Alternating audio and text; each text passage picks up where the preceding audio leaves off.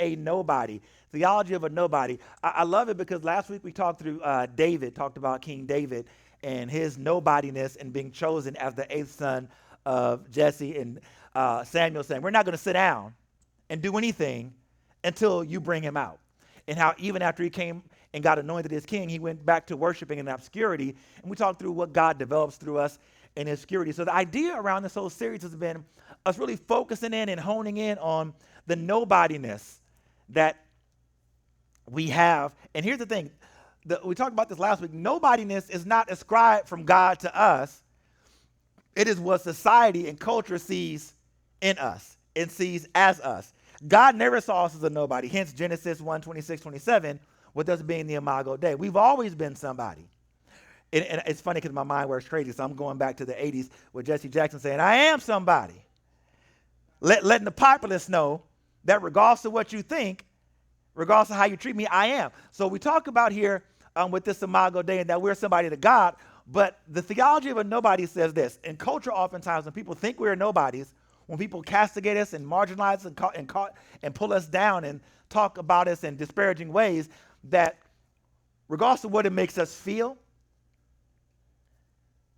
the solace is in the fact that we might be nobody for everybody else. And we talked through this a little bit last week. I said, hey, I may feel like everything else outside in the streets.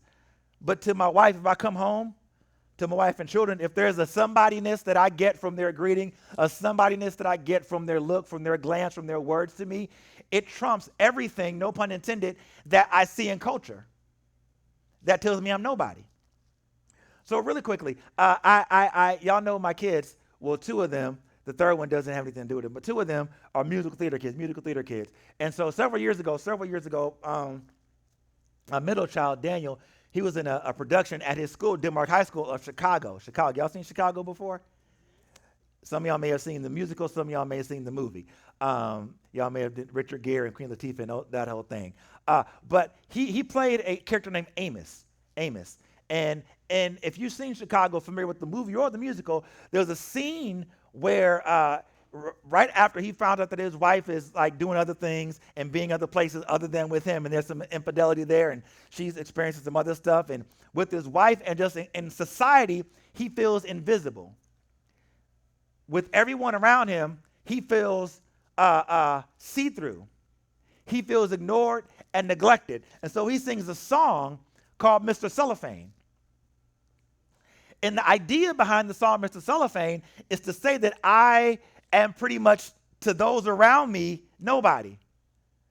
Like if you are familiar with cooking, cellophane is like plastic wrap, right? Saran wrap, if you're brand naming it, right? And I can look through as if it's not there. And so cellophane, the song itself says, I am to everybody around me nothing, a nobody. And what we find out about it, at least in the song, is that he's ingesting now what everyone else has already said about who he is. So let's back up a little bit.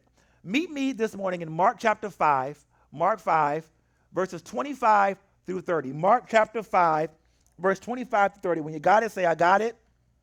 I didn't add it to the screen this morning, so y'all going to have to swipe some pages, open up your apps, and get it done. Mark 5, 25 through 30. So it says, you what now? There you go. I love it. It's the race to the finish, right? So Mark 25 through 30 says this. And there was a woman who had a discharge of blood for 12 years. And y'all know I love this story. I love this story. Y'all probably already, when I started, say, I'd heard that before. And when you say you heard it before, you've already shut your mind off to what God's going to say in regard to this in the nobody. So I want you to ask you to real quick to open up your minds again, get off your high horse saying, I heard this before, and let's engage. There was a woman with a discharge of blood for 12 years. Keep a mark on that, 12 years, who had suffered much under many physicians and had spent all she had and was no better, but rather grew worse. She had heard the reports about Jesus and came up behind him in the crowd and touched his garment. Verse 28. I want you guys to take a mark and put a pin in verse 28 as well. For she said, if I touch even his garments, I will be made whole, or well, depending on what you're reading, what version you're reading. But keep a pin in verse 28. I want you to remember that. We're going to come back to it later. 29. And immediately the flow of blood dried up, and she felt in her body that she was healed of her disease. And Jesus, perceiving in himself that power had gone out from him, immediately turned around in the crowd and said, "Who touched my garments?" Let's read a little bit more. And the disciple said to him, "You see the crowd pressing around you, and yet you say, 'Who touched me?'" And he looked around to see who had done it. But the woman, knowing what happened to her, came in fear and trembling and fell down before him and told him the whole truth. Verse 34. And he said to her, "Daughter," keep that in mind, daughter, we're going to put a pin in there as well. "Your faith has made you well. Go in peace and be healed of your disease." I love it because what we're looking at here is this woman with the issue of blood. We've heard this. We're familiar with it. You know it inside and out, or at least you think you know it inside and out. So here's what I love about this story. Where we landed in the story at is in verse 30 when it's talked about her condition, talked about what she's experiencing, what she's going through. But when we read further or read previous the verses that we're seeing here, we actually find out that Jesus was being notified of sickness of Jairus' daughter. And he was a chief priest official, so he was a high and mighty guy. Lots of clout, lots of notoriety in society. He was the man. So Jesus was going to be Jesus for the daughter of Jairus. Now, in that, we find this woman that gets him on the way, 12 years with the issue of blood. And here's, I want you kind of to see this a little bit. The daughter of Jairus was 12 years old. 12 years old, 12 years with the issue of blood. But I'm putting that out there because there's something important if we talk about the number 12. How many people are in a U.S. jury? 12. 12 in a jury. Now the standard jury, federal jury, criminal jury, 12. Now, there's some where you may have 9, some may 6, but the standard of a federal criminal trial is going to be 12 jurors. Like y'all remember that movie, 12 Angry Men? So here's the thing. There's something in 12, we talk about 12 in terms of numerology or just numbers, that there is a decision-making adjudication sense to what the number projects, right? So we're talking about this woman issued of blood 12 years. She had been of 12 years basically with this condition making a judgment about who she is. Now here's what I want you to see. With her having this issue for 12 years, for one, if you had anything for 12 years that was an ailment, you'd have an issue. You'd have a problem. But what I want you guys to see here, like if you have, any of y'all got any aches and pains?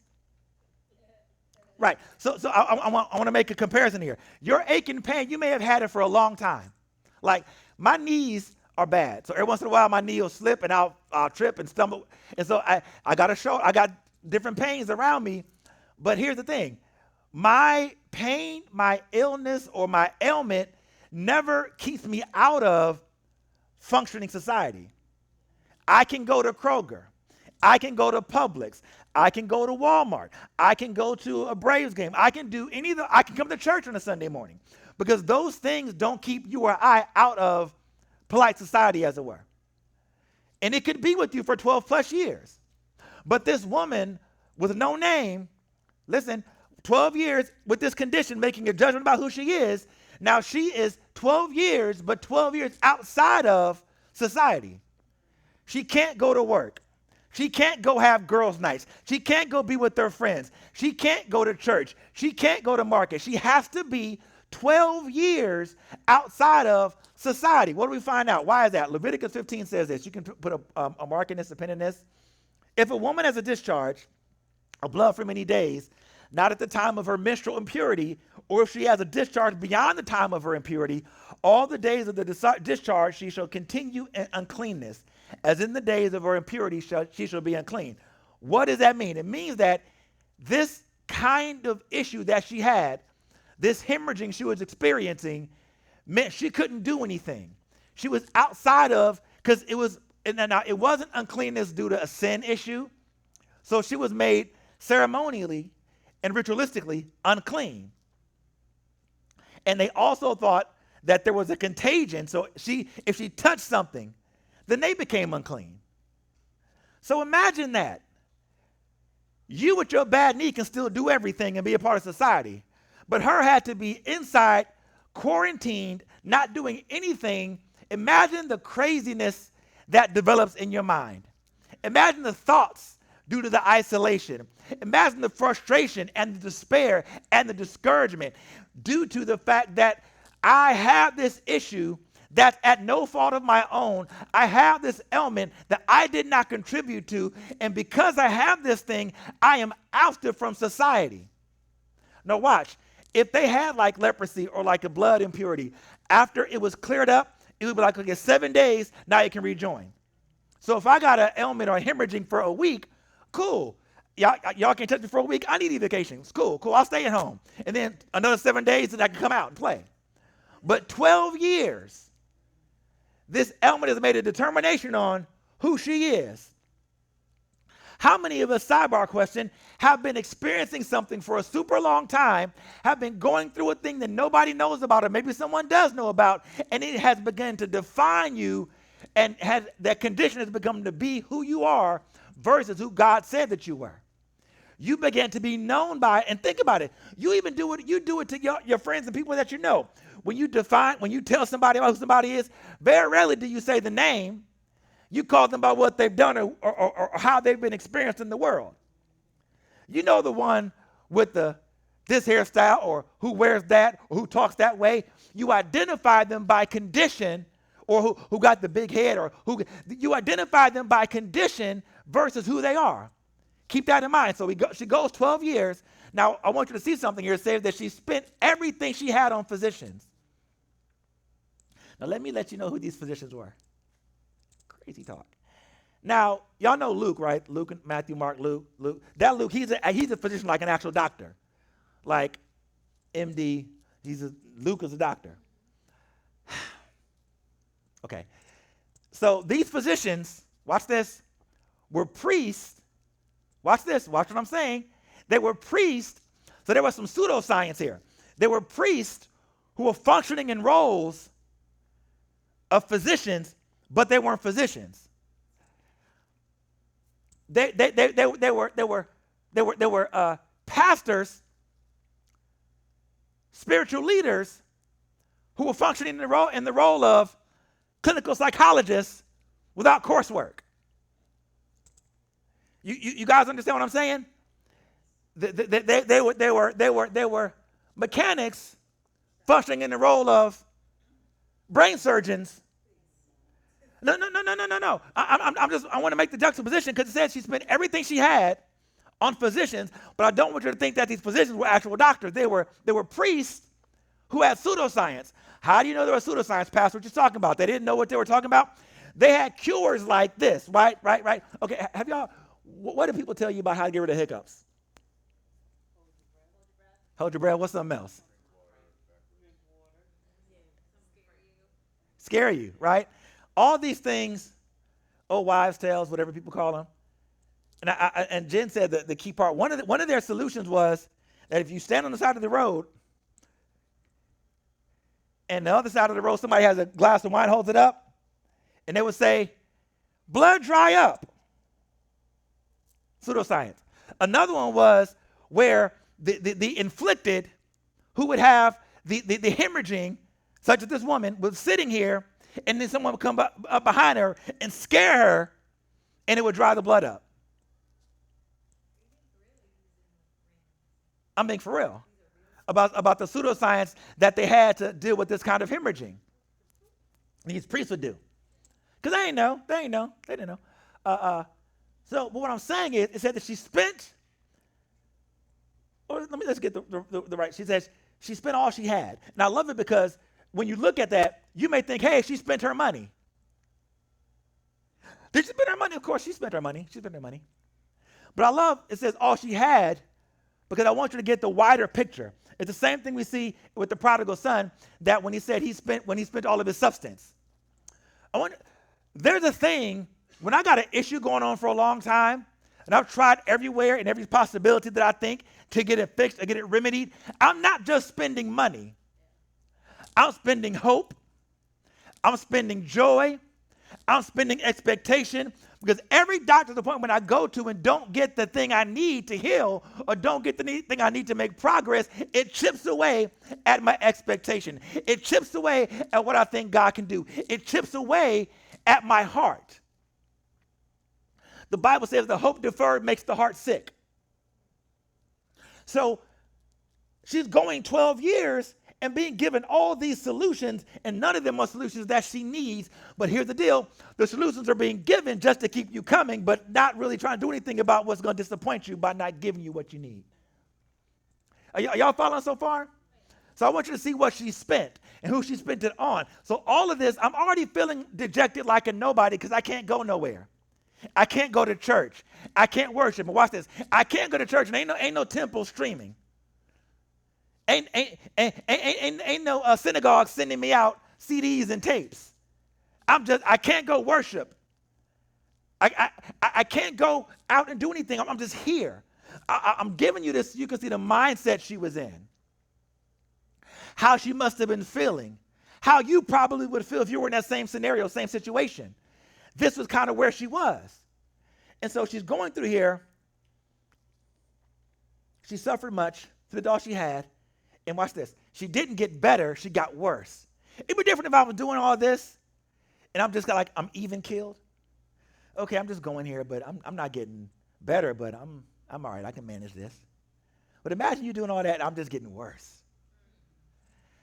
But that's kind of sometimes where we find ourselves, is that we're degrading and getting worse, which leads to the desperation of making. So some people, here, let me give us a side note. A lot of us, when we see people like that, or are people like that, there's a judgment that comes when people do certain things at a desperation point, because we don't understand that they've not been at an even kill or gotten better, they've gotten worse.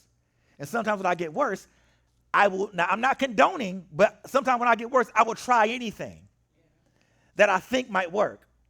So I'm grasping at straws, and those straw graspings are making me worse. But we back up here and says, if I touch even his garments, I'll be made well. Then the flow of blood dried up, felt in her body. She's healed of her disease. But I kind of want you to see a few things. We'll go a few places before we get out of here. We won't be too long. So she lived in a state of perpetual uncleanness. She lived in a state of perpetual uncleanness, right?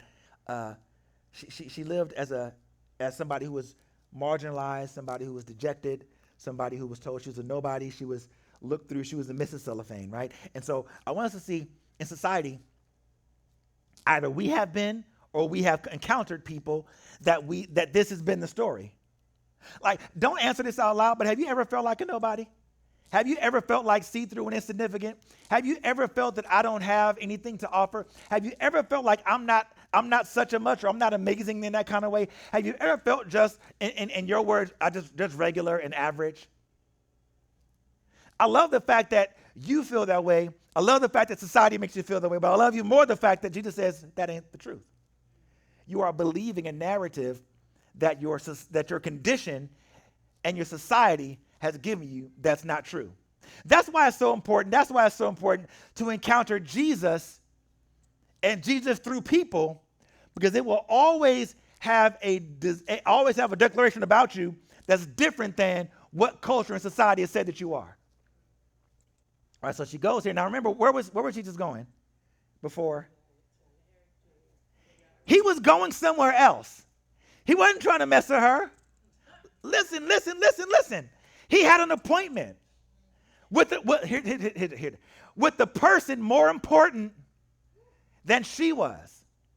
As a matter of fact, it wasn't like he looked at his Calendly and saw Jairus' daughter and then the woman with the issue of blood. She wasn't on the schedule. She wasn't a part of the plan. It's not like she was a lesser part of the schedule, like she's down later in the day. She was not there at all. He was already en route somewhere. How many times have you and I let our schedules let us not see the people around us who need a touch of Jesus? How many times has the busyness of our lives and our situations and what we're going through and what I got on my plate made us miss someone that God says, I need you to touch and intervene? Because as busy as Christ was, he's walking along, he took the time to stop and see about somebody who was told for 12 years that she was nobody. I love it because for what Jesus does for you and I is that he lets us not stay in the nobody place by stopping and conversing, stopping and engaging, stopping and healing to let you know that you've been overlooked by everybody else. You've hidden, you've been ashamed, you've been in the corner, you've been marginalized, you've been on the borders, all these different things, and you kind of just skulked around in secret. And Christ says, I'm going to stop. Now, imagine, because this is what we would have done. If we're walking like Jesus, everybody's pushing on me. First of all, y'all don't like being crowded. If y'all have folk around you, like, why y'all on me? Get off. Y'all thought throwing elbows like y'all were grabbing a rebound. And so he's going through and he's crowded and she's coming through. Imagine you do one of those. Y'all probably get one of those. But Jesus stops. They have this whole conversation around her healing. But I want us to kind of see that there's an interruption that Jesus doesn't mind having. Because to him, you and I are not nobodies. And I want that to be something that we read that resonates with us, but also let that be a way that we engage with other people. Before we think someone else is a nobody, before we think someone else is, beneath our station, not worthy of our time, stop, pause, and think about how it is that Christ perceives you and I.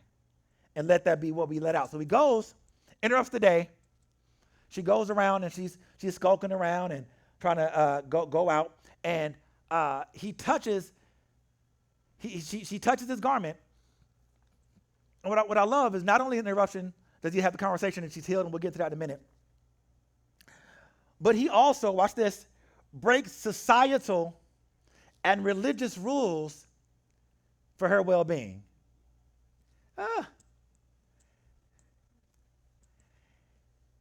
He says, before I'm going to let you die, I will turn these tables. Before I'm going to let you die, I will rip that rule about the blood being contaminated up out of these pages. So I love it because he breaks societal conventions. Like, think about how Christ got to us. Think about how you and I encountered Jesus. Some people did encounter Christ in the church with the altar call, whatever. Some of y'all encountered him in the middle of your sin, in the middle of your issue, in the middle of your darkness, in the middle of your waywardness. You didn't need no organ. You didn't need no psychosomatic manipulation and smoke and light. You didn't none of that. He came to you in your darkness and brought you into community. So because Christ is, when it comes to getting you, he's not about societal convention or religious conviction. You don't have to be like, you got that story you always hear about when people talk about social media that they'll say a homeless man came into church and how they treated the homeless man that came into church, or a woman came to church straight from the club, had a short dress or whatever, on how she was treated when she came to church. And so all these people do the religious conviction kicked her out, as opposed to letting her get close to Jesus. How many people are nobodies because society and church says that you're nobody, showing, they may not say it, but they're doing it by how they show by the barrier they put up. As opposed to letting folk get close to Christ so they can be made well and be healed and all that good stuff, we kick them out and make that's if I can't come to church because of my issue, I'm definitely going to feel like a nobody. James Baldwin said these words. I'm a butcher the quote, but he basically said this, paraphrasing. He basically said that it was in church that he basically was able to link up his identity and basically be seen as a person. So if that's what church is supposed to be when I come into community of the saints, and I can't get that at church, the place that's supposed to be overflowing with God's love, overflowing with God's mercy and grace, or if this is the place that I can't even be seen and come into, it's going to cement in my heart that I'm really insignificant, that I'm really nobody. And there's people, you may say, well, that's a woman with the issue of blood. There's folk in 2026 that are kept out of the doors of the church because of what they're going through, because of what they're experiencing. Because simple stuff, because they don't make enough money. But because they dress a certain way, they smell a certain way, they do a certain thing. They come to church and it may smell like a certain plant, and so they can't come. Or they've done a certain thing so they can't come. Christ said, I'm breaking that. So she comes and does that. He stops, and he's like, who touched me? Who touched me? So right there, though, so I got a quick thing. So he says, who touched me? So she hides and pushes through to him. She finally pushes through the crowd. But I love it because it asks the question for you and I, what will you do? I'm going to age myself, right? My wife knows, so every once in a while, she'll go to the store and she'll bring me back ice cream. Yeah. There you go, Jason. More often than not, it's Talenti now because Talenti is amazing. Caramel Cookie Crunch, my God. But every once in a while, if it's on sale, because sales matter when you get groceries nowadays, she'll bring me a thing of Klondikes. There's 6 of them. But I remember growing up, you watch the commercial, said, what would you do for a Klondike bar? Yeah. Chocolate covered ice cream. So creamy and thick, no room for steak. It's the whole thing. What would you do for Klondike? Yeah, for sure.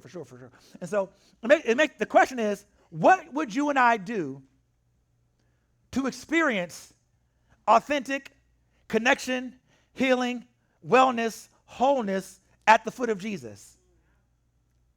We let the nobodiness of our condition, what folk have defined us as, keep us away from getting to Jesus as opposed to making that push us in. Because somebody says you can't come. So if somebody says you can't come, but I know that's where my healing is, where my deliverance is, where my newness is, where my wholeness is, where the love and grace is, and you say I can't come, but I know that's where it is, there's really not much you can do. There's not much you can do because there's a determination to get to that. So she's getting to that, but I want you to see something. I said you guys earlier to hold on to what she said. What did she say? When she said she spent everything she had, and what did she say?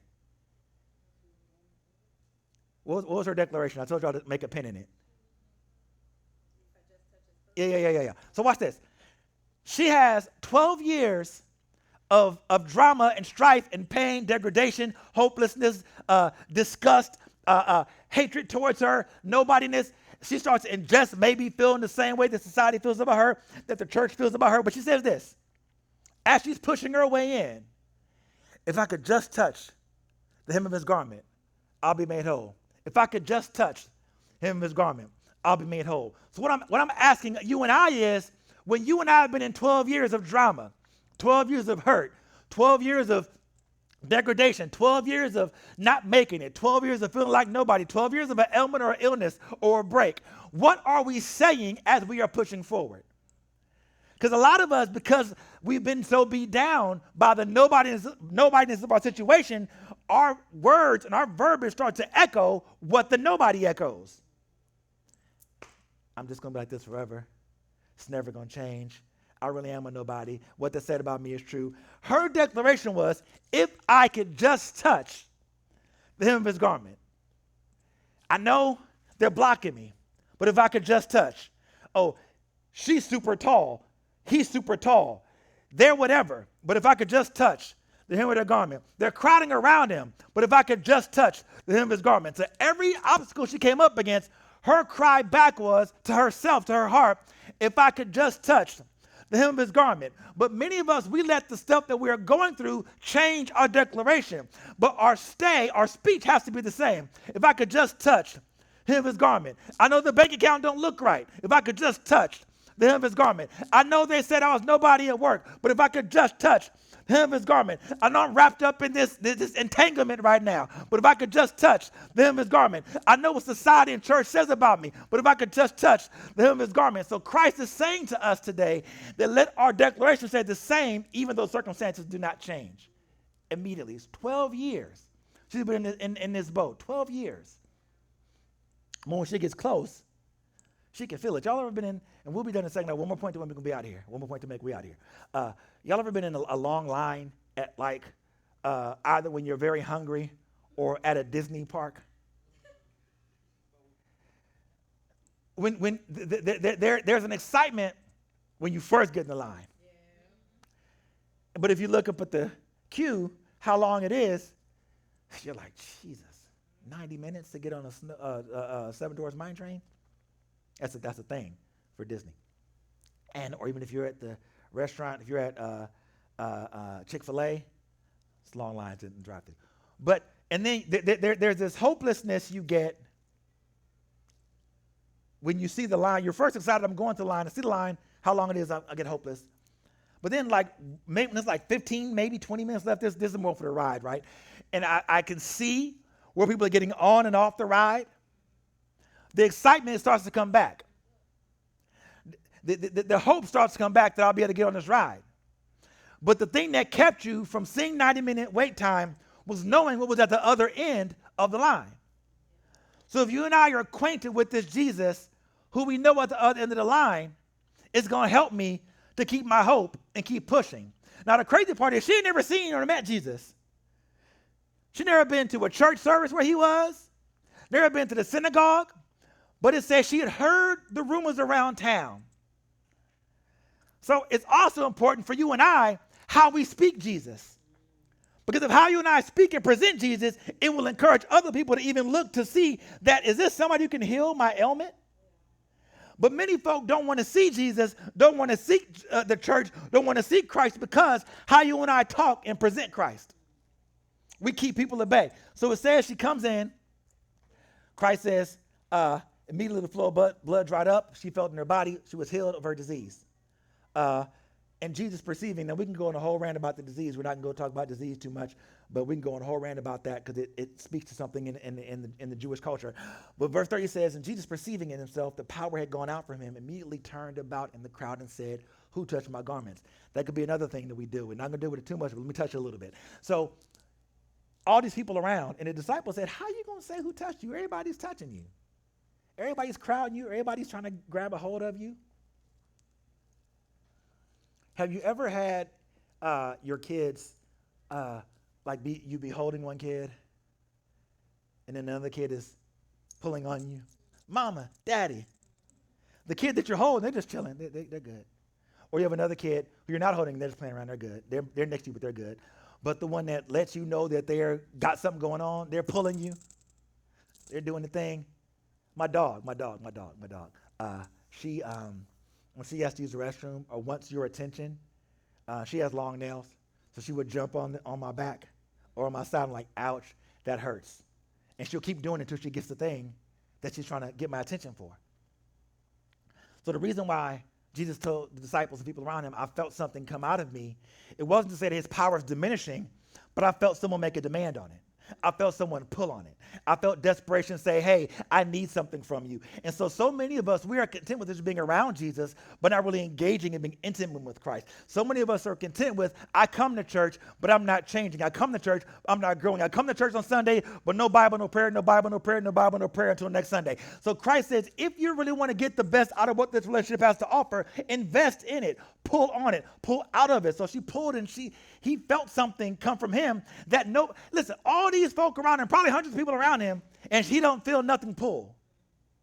Because some people are just okay with base level, bargain basement Jesus versus a real relationship because they're not pulling. So then we're going to go this and we're going to be done. He says, he looked, verse 32, around to see who had done it. But the woman, knowing what had happened to her, came in fear and trembling and fell down before him and told him the whole truth. Watch this. I'm scared of the people because the people have told me that you can't do nothing with me. And that estimation of what they saw made me feel like you felt the same way. Woo, how many times do you come into church with Christians because of how they esteem you, made you feel as if Jesus will feel the same way about you? Oh my God, how many folk are left out of church, can't come in the building because you have made people feel, because I hate you, because I feel this way about you, because this is how I esteem you as a nobody, that Jesus feels the exact same way about you. Because we represent him in such a lopsided way where if Christ's people hate me, Christ gotta hate me. Because we never align our affections towards people like Christ does. So she thought, if the folk are ostracizing me, surely Christ will. So I'm coming to him shaking and trembling and whatever. I'm nervous. And Christ sees that. And what does he do? He says, but the woman knowing, told him the truth. He said to her, daughter, your faith has made you well. Go in peace and be healed of your disease. Watch this. He says, daughter, your faith has made you whole. We're going to end out there. Daughter, your faith has made you whole. Here's the deal about daughter. Daughter, I love it. Because remember, what was she called? What does the Bible tell you she was called either at the beginning of Mark 5, throughout the verse. In that first verse, verse 25, it says, and there was a woman who had an issue of blood for 12 years. She was known by her outside condition. She was known by what she was going through, what she was experiencing, what ailed her, what hurt her, what tried to kill her. So all of her life, 12 years rather, she was known as, this is what she was. The folk who saw her called her, hey, that's the one with the issue of blood. Maybe they had a shorter phrase for it. Maybe they knew her name. I don't know. But she was defined by a condition. And then Christ comes and says, daughter. I love it because you can go all throughout your day, all throughout your week, being a nobody, folk talking about you, folk not paying you no never mind, folk not turning their head again to see you, folk not speaking, folk turning the other way when you walked away. All these kind of different things that people can talk about you, make you feel like I'm defined by what my condition is. And Christ comes at the end of the day and says, daughter, son. Because the whole thing that Christ gets to us is that this is about my relationship with you. This is about my love for you. Other folk are talking about you that kind of way because there's no relationship there. I am going to call you, I'm about relationships, I'm calling you daughter. I'm calling you son. I'm not letting my definition of you be defined by what you are going through, who you are, where you've been, what you've done, what you thought, what you said, even though other folk are imprisoning you to that definition. He says, daughter. I love it, Jesus, when you call me son. You love it, Jesus, when he calls you son or calls you daughter. Because he says, I am defining you by my relationship with you. I love it. And he says, your faith has made you whole. I love that because you can play music, Larry. You can shut me up. I love it because I told you some of the versions say well, but I love the version that says whole, because when you break that word out, it lets us see, hey, the encounter with Jesus is not just about the up top issue. Watch this. Because the issue, the blood being dried up now meant what? I could worship again. I can go to work again. I can talk to my friends again. I can go see my family again. I can go to the market again. That one thing that affected so many things, he touched it, healed it, fixed it, and now it starts to set in order the other stuff in our life. Here's what I'm talking about. That Christ is concerned about our wholeness, not just the one thing you think is your issue. Sometimes we're like, God, do the one thing for me that I need you to do. And he's like, oh, son, daughter, there's so much more that your life needs other than what you think it needs. God, just give me a little more money. Give a little more time. Give me a little more of this. Heal my bad ankle, my bad knee, my bad shoulder. These are all the things I got going on. My body is just crazy, right? God, do all these things. And God's like, there's so much more. How many of y'all know that Jesus is concerned about our wholeness, not just our wellness, over one single thing? He wants us whole, emotionally, spiritually, physically.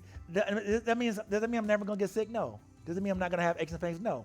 What I'm saying is the wholeness speaks to, I watch this.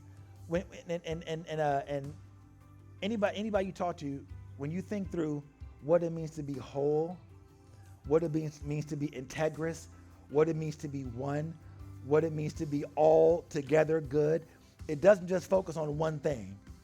Because I could have one thing be great and then but be a mess. Like I could have a bunch of money, but be nuts. I could be angry. I could be heartbroken. I could be mean. I could be spiteful. I could be a gossip. I could be a cheat. But I got money. And Christ says, wholeness says, I want to address those other things because there's so much more that you could benefit from in contact with me than you think just the one thing is. So my prayer for us this morning is that we connect with Jesus in such a way where we get our life back, where we are made whole.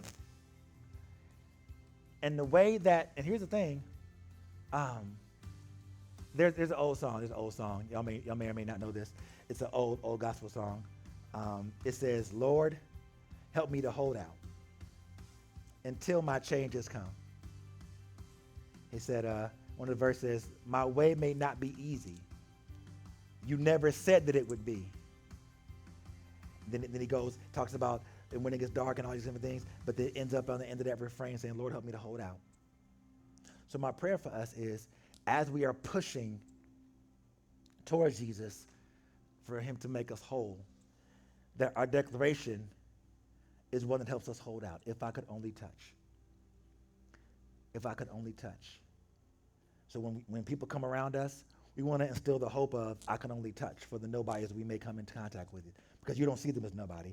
Or when people come into contact with you, we need to have this symbiotic relationship of letting folk know, if I could only touch. Pointing them to Jesus. Pointing them to Jesus rightfully because we have the affections aligned with his, where folk are not made to think that Christ hates us because we hate them. Or Christ thinks they're a nobody because we think we're nobody. We want to align our affections so we can see people the same way Jesus sees people. Amen? Let's give God.